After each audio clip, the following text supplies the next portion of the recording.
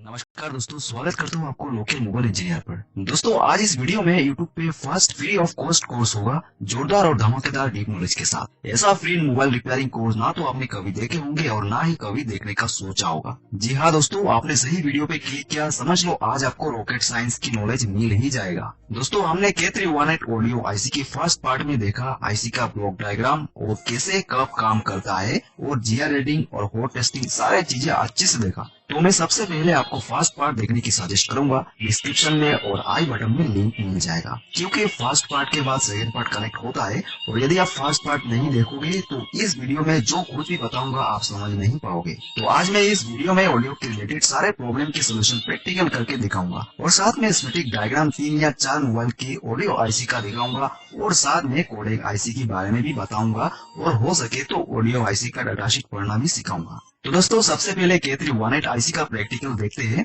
दोस्तों मेरे पास अभी Realme 3 का मोबाइल अभी नहीं है, तो मैं Redmi 9A और Oppo A3s स्क्रैप बोर्ड से आपको प्रैक्टिकल समझाने वाला हूँ। देखिए वाटर डैमेज के फोन में ऑडियो प्रॉब्लम देखने को मिल सकता है और ऐसे ही अचानक मोबाइल में ऑडियो रिलेटेड डिफॉल्ट प्रॉब्लम आ जाता है, जैसे सीपीयू से ऑडियो आईसी के एनेबल या कंट्रोल लाइन ब्रेक या सीपीयू खराब हो जाना। तो आप एनेबल सिग्नल लाइन को बाईपास करके रिपेयर कर सकते हो। और ऑडियो आईसी के सेक्शन में जो सर्किट बनता है कैपेसिटर और रजिस्टर से, तो हम समझेंगे कि कौन सा कंपोनेंट का काम क्या होता है, कैपेसिटर को मल्टीमीटर से कैसे मेजर करते हैं। दोस्तों मोबाइल के स्पीकर में कुछ भी सुनाई ना दे ऑडियो एक्टिविटी करने पर, तब आप ईयरफोन और एक रिंगर से आसानी से पता लगा सकते हो कि सीपीयू या पावर आईसी से ऑडियो सिग्नल ओके है कि नहीं, और रिंगर आईसी भी चेक कर सकते हो ओके है कि नहीं। क्योंकि कई बार बिना चेक करे ऑडियो आईसी बदलते जाते हैं लेकिन लास्ट में पता चलता है प्रॉब्लम कहीं और से है और कुछ मैकेनिक भाई को तो पता भी नहीं चल पाता, कस्टमर को फोन रिटर्न कर देते हैं। दोस्तों इस वीडियो को देखने के बाद आप कोई भी प्रॉब्लम को फाइंड करना सीख जाओगे और आपसे कभी भी कोई फोन रिटर्न नहीं होगा। तो चलिए बिना देर करे वीडियो शुरू करते हैं, बस आप वीडियो को अंत तक देखना जरूर।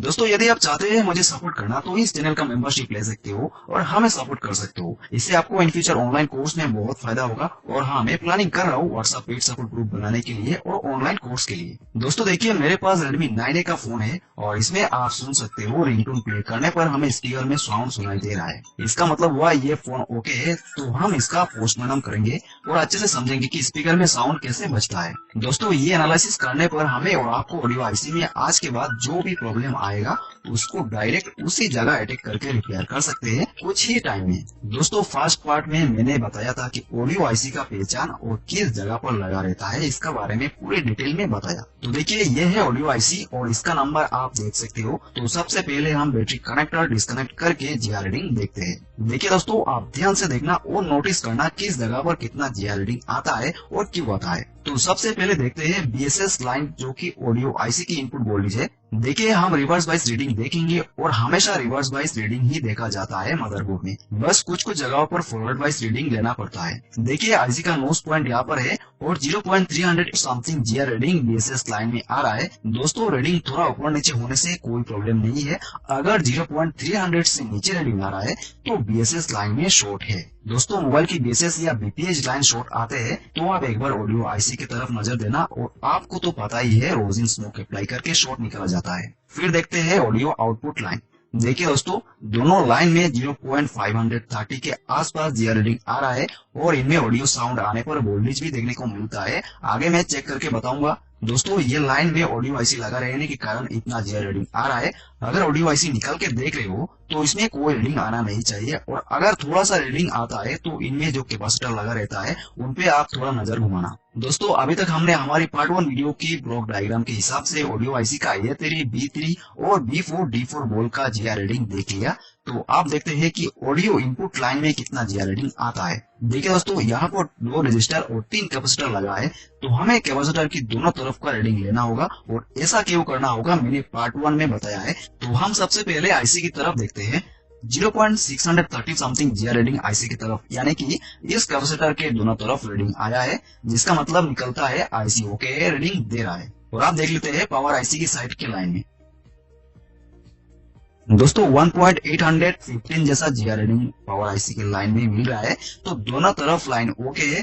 तो अब हमें और भी कनेक्शन चेक करना है। यदि आप इतने चीज चेक कर लिए और सब ओके आ रहा है, फिर भी ऑडियो साउंड स्पीकर में नहीं आ रहा है, तो आपको स्पीकर को एक बार चेक कर लेना चाहिए और ये काम आपको सबसे पहले करना चाहिए। आप मदरबोर्ड में चेक कर सकते हो इन दोनों ब्लैक कलर का फेराइट बीट कंपोनेंट में, बट सबबोर्ड लगा लेना चाहिए और उसमें स्पीकर की बॉक्स लगा होना चाहिए।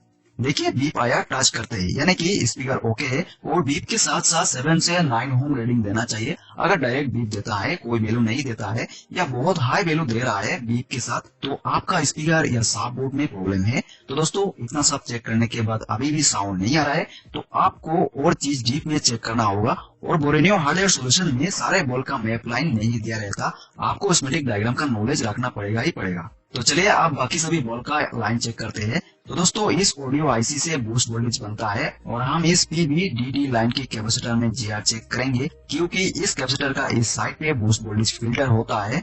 तो इस साइड पे देखिए 0.550 के आसपास जीआर रीडिंग मिल रहा है, ये ओके है। और आईसी उठा के चेक करें तो रीडिंग नहीं आएगी, ओएल देखने को मिलेगा। आगे मैं वोल्टेज चेक करके भी बताऊंगा। देखिए दोस्तों ये दोनों कैपेसिटर फ्लाइंग कैपेसिटर है, तो इनका काम है वोल्टेज को बूस्ट करना। तो इनमें देखते हैं जीआर रीडिंग कितना मिल पाता है।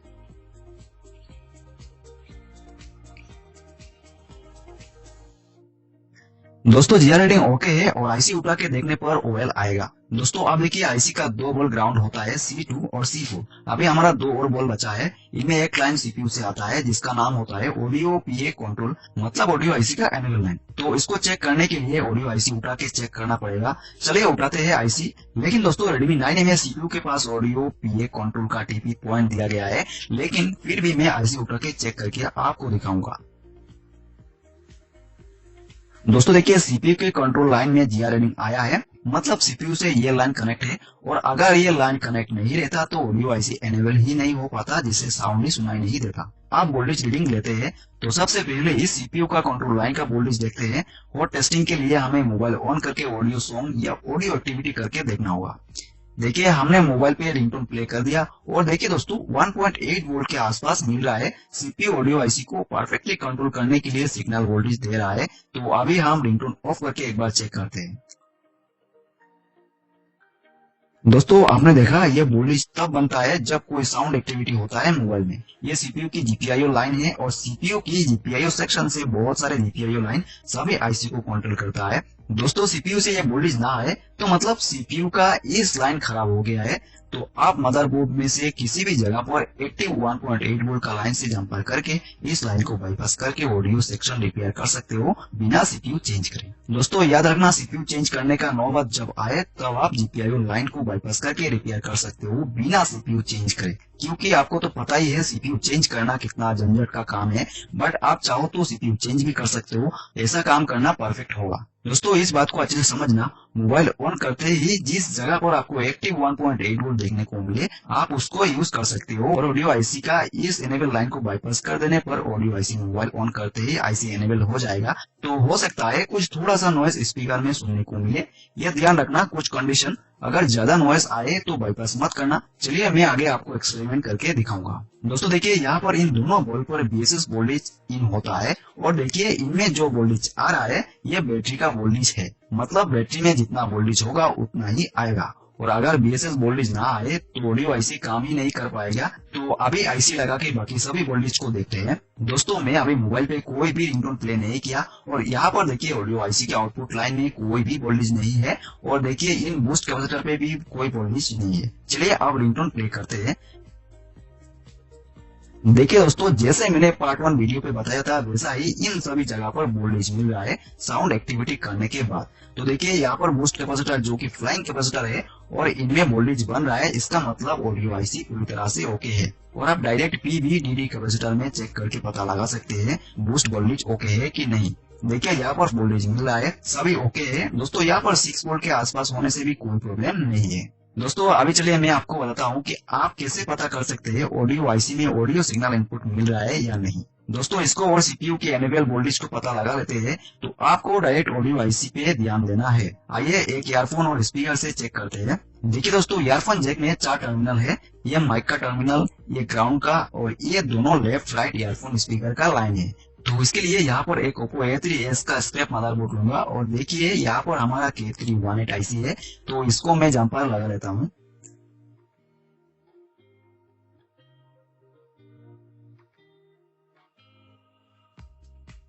देखिए दोस्तों, इन दोनों कैप पर मैंने ऑडियो इनपुट लाइन जोड़ा है और ये दोनों लाइन ऑडियो आउटपुट स्पीकर के लिए है और यहाँ पर मैं एक अलग से 1.8 वोल्ट एनेबल सिग्नल दूंगा। तो इसके लिए मैं यहाँ पर एक 1K रजिस्टर लगाया और इसको पॉजिटिव से जोड़ दिया, क्योंकि मेरे पास दूसरा कोई पावर सप्लाई नहीं है। इसीलिए चलिए अब मैं मोबाइल पे साउंड प्ले करता हूँ।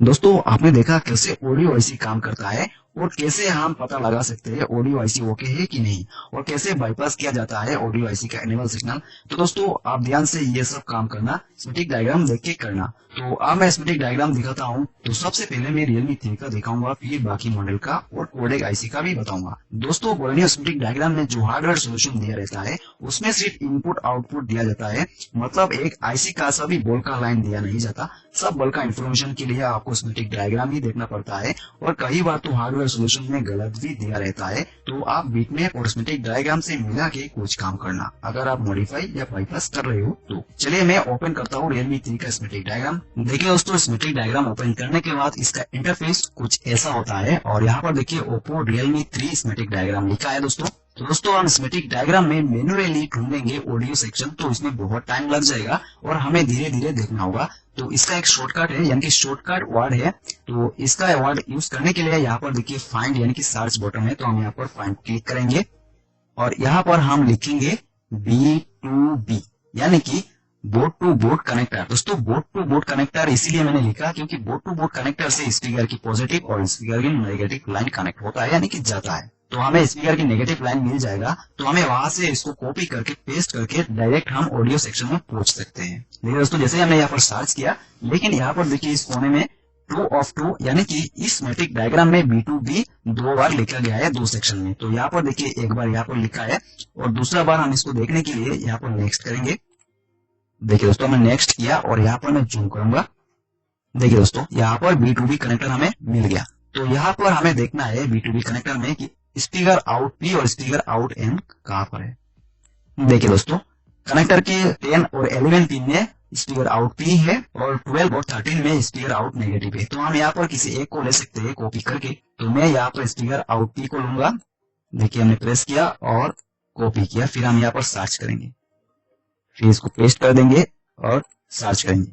देखिए दोस्तों, जैसे ही हमने सर्च किया वैसे ही हमारा ऑडियो सेक्शन निकल के आ गया है। तो यहाँ पर देखिए ऑडियो सेक्शन बल्कि कुछ लिखा नहीं है, फिर भी मैं कंफर्म हूँ क्योंकि यहाँ पर आप देख सकते हो ऑडियो इनपुट जो है INP और INN और यहाँ पर देखिए BOP और BON इस तरह लिखा होगा, जिससे आपको पता चल जाएगा कि ये ऑडियो सेक्शन है दोस्तों। और यहाँ पर एक चीज और नोटिस कीजिए, ये जो आईसी है दोस्तों, ये आईसी 14 वोल्ट का है, जैसा मैंने ब्लॉक डायग्राम में आपको दिखाया था फर्स्ट वीडियो में। तो दोस्तों देखिए, यहाँ पर हम देखेंगे कि कैसे ऑडियो आईसी में किस तरह की कनेक्शन होता है। देखिए यहाँ पर जो A1 है और A2 है दोस्तों, ये A1 और A2 इस आईसी का ऑडियो सिग्नल इनपुट है। और यहाँ पर देखिए इस लाइन में देखिए आप ध्यान से, एक पैरेलल में इन दोनों लाइन की पैरेलल में एक कैपेसिटर है और इस कैपेसिटर का वैल्यू देख सकते हैं 220 pf और 50 वोल्ट। दोस्तों ये कैपेसिटर है जो कि पिकोफैरेड कैपेसिटर है दोस्तों। तो ये कैपेसिटर लगाने का कारण मैंने बताया था कि ये दोनों लाइन में जो फ्रीक्वेंसी आ रहा है उसको बराबर रखने के लिए। और यहाँ पर देखिए 2 रजिस्टर लगाया गया है 3K का, और फिर यहाँ पर देखिए और भी 2 कैपेसिटर 33 नैनोफैराड, दोनों का सेम ही नैनोफैराड है, सेम ही वैल्यू है दोस्तों, 6.3 वोल्ट है। दोस्तों यहाँ पर जो सिग्नल आता है ऑडियो सिग्नल, ये हमारा पावर आईसी से आता है। तो चलिए हम इसको कॉपी करेंगे और देखेंगे कि पावर आईसी कौन से सेक्शन पे आ रहा है। कॉपी किया, फिर हम यहाँ पर सर्च करेंगे। देखिए दोस्तों सर्च तो हमने किया, लेकिन हम यहाँ पर पहले जो 23 आ रहा है हम इसको ब्रैकेट क्लोज को हटा देंगे यहाँ से। देखिए दोस्तों हमने इसको हटा के जैसे सर्च किया वैसे ही हमें सेक्शन मिल गया, लेकिन आपको दिखाता हूँ कि ये पावर आईसी है कि नहीं। देखिए दोस्तों ये पावर आईसी है, MT6358 आईसी है। ये मीडियाटेक चिपसेट बेस्ड फोन है, तो इसलिए इसमें MT6358 पावर आईसी है दोस्तों। और यहाँ पर आप देख सकते हो ऑडियो आउटपुट सेक्शन से ये हमारा जो ऑडियो आईसी के लिए इनपुट सिग्नल आउट होता है। और यहाँ पर आप देख सकते हो दोस्तों एक चीज, ऑडियो इनपुट। देखिए यहाँ पर जो ऑडियो इनपुट हो रहा है, यानी कि ये जो सेक्शन है दोस्तों, यहाँ पर देखिए आप, ये जो पावर आईसी का सेक्शन है, ये सेक्शन पावर आईसी का डी सेक्शन है।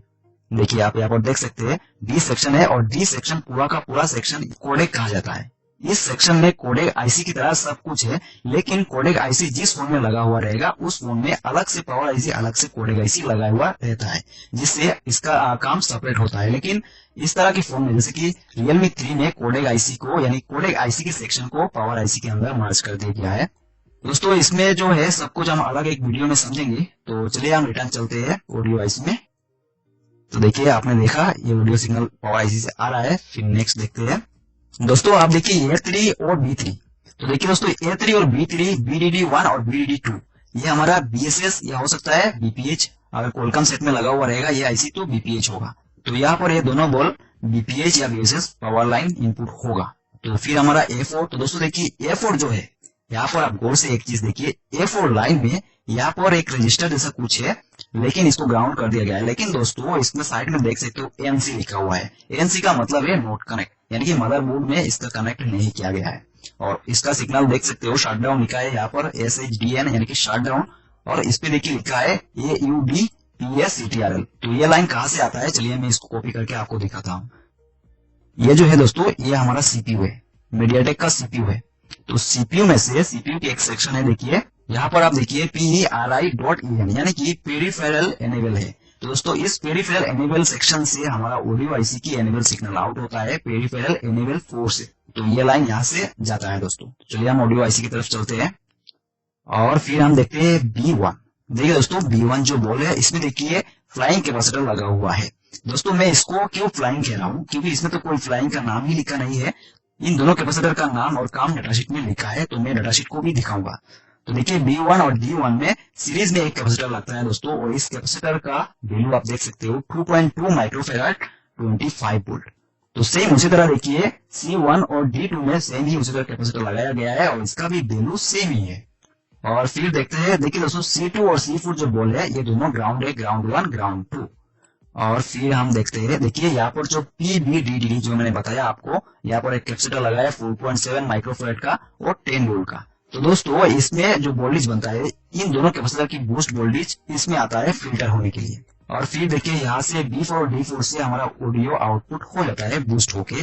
और इनमें देखिए R6501S, यानी कि इन दोनों कंपोनेंट को R से डिनोट किया गया है दोस्तों, लेकिन ये रजिस्टर नहीं है, यह फ्लाइट बीट कंपोनेंट होता है। तो यहाँ पर दोस्तों देखिए इसका कुछ वैल्यू लिखा है यहाँ पर। और यहाँ पर देखिए दोनों लाइन में 2 PF कैपेसिटर लगाया गया है दोस्तों, और इसका वैल्यू भी आप देख सकते हो, दोनों का सेम वैल्यू है। और फिर यहाँ से आउट होके हमारा B2B कनेक्टर में चला जाता है, और B2B कनेक्टर से हमारा फ्लेक्स के B2B फ्लेक्स से थ्रू साउंड बोर्ड में कनेक्ट हो जाता है, और फिर स्पीकर में कनेक्ट होके साउंड प्ले होता है। तो दोस्तों हमने देखा Realme 3 का ऑडियो आईसी की सेक्शन को। तो चलिए अब हम देखते हैं Redmi 9A का। तो देखिए दोस्तों मैंने Redmi 9A का स्कीमेटिक डायग्राम ओपन कर लिया है, और सेम उसी तरह यहाँ पर भी देखिए Redmi 9A schematic.pdf लिखा है। तो दोस्तों उसी तरह हम यहाँ पर सर्च करेंगे। तो चलिए यहाँ पर हम सर्च करते हैं B2B। और देखिए दोस्तों यहाँ पर आप देख सकते हो 1 of 1, यानी कि इस स्कीमेटिक डायग्राम में सिर्फ एक ही बार लिखा है B2B। तो देखते हैं कौन सा है ये। दोस्तों जैसे कि मैं यहाँ पर सर्च किया, और यहाँ पर देखिए शायद नहीं लगता है मुझे ये B2B कनेक्टर है दोस्तों। देखिए ये B2B कनेक्टर नहीं है, ये कैमरे का कनेक्टर हो सकता है। हाँ दोस्तों ये कैमरे का कनेक्टर है। देखिए यहाँ पर KAM SYNC यानी कि एक कैमरा कनेक्टर है, तो हमें B2B कनेक्टर ढूंढना है। लेकिन यहाँ पर देखिए 1 of 1 यानी कि एक ही बार इसमें B2B लिखा है। दोस्तों Redmi 9 में क्या है कि LCD कनेक्टर में ही B2B कनेक्टर की सारे फंक्शन यानी कि सारे लाइन दे दिया गया है, इसीलिए यहाँ पर B2B कनेक्टर सर्च करने पर नहीं मिल रहा है। तो हम यहाँ पर एक काम करेंगे, SPK सर्च करेंगे।